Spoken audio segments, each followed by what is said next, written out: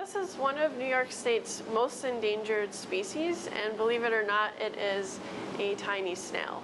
It's called the Chittenango Ovate amber snail, and one of the reasons why it's so imperiled is that it only lives in one spot in the entire world, and that's Chittenango Falls State Park.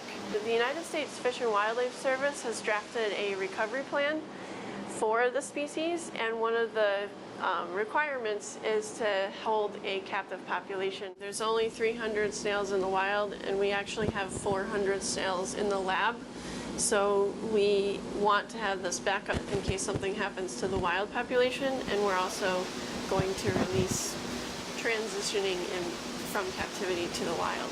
I call it a head start, so it's just like a child. You bring them up to a certain stage, and then they're more likely to succeed. So hopefully, yeah, these little head-started snails can survive better. So as a graduate student, my job was to figure out how to rear these guys in captivity.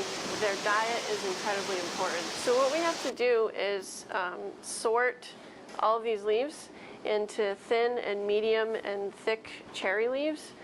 They really like the thin ones, so their mouth part, which is called a radula, can puncture through the leaf. So thin is very highly preferred. Medium is a little bit less preferred. There's a thick one, and you can't see the light through that. So typically the snails do not consume that. So we've got some adults that are 10 to 12 millimeters in shell length, and we've tagged them. So we can actually track those. And next year, when we do our surveying, we're hoping that we'll actually find some of these snails existing and maybe even reproducing to help augment the population.